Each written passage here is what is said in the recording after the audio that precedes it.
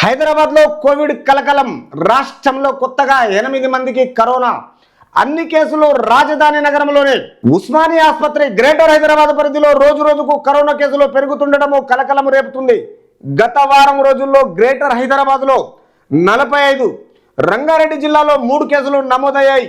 రాష్ట్రంలో కొత్తగా 8 మందికి కరోనా సోకినట్లు నిర్ధారణగా కాగా అవన్నీ హైదరాబాద్లోనే కావడం గమనార్హం. రాష్ట్ర వ్యాప్తంగా మంగళవారం 1333 పరీక్షలు నిర్వహించినట్లు వైద్య ఆరోగ్య శాఖ తెలిపింది. రాష్ట్రంలో ప్రస్తుతం మొత్తం 59 మంది కరోనా చికిత్స పొందుతున్నారు.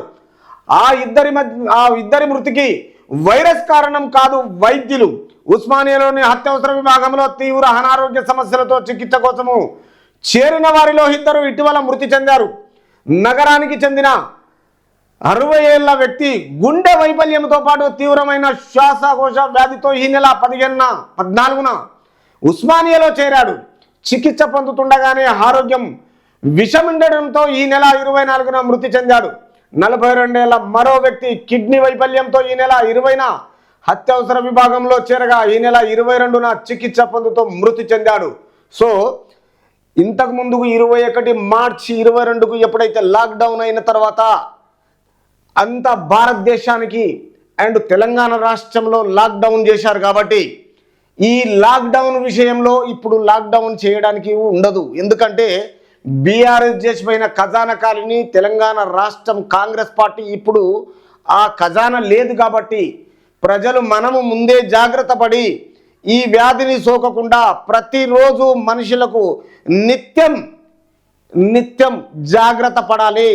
ప్రతి విషయంలో ఏదైనా ప్రతి హాస్పిటల్లో అయినా గవర్నమెంటు ఖచ్చితంగా ఉత్తర్వులు జారీ చేసినప్పుడు దాన్ని మనం ఉపయోగించుకోవాలి. ఆ ఉపయోగించుకొని మన ఆరోగ్యాన్ని మనం కాపాడుకోవాలి. ఎందుకంటే ఏ డాక్టర్ చెప్పినా ఏ నాయకులు చెప్పినా ఎవ్వరు మన ప్రాణాన్ని తిరిగి ఇవ్వరు. కాబట్టి ఈ కోవిడ్ కలకలము ఇది ఏమంటారంటే పబ్లిక్లో రాకముందుకే జాగ్రత్త పడడము మన నిత్యం మనకున్న ఏదైతే తెలంగాణ రాష్ట్రానికి ఇప్పుడే పారకముందుకే ఇది అందరూ జాగ్రత్త పడి కొంచెం తిరగడం తక్కువ చేసి ప్రతి ఇంట్లో జాగ్రత్త పడడము మంచిదంటున్నారు.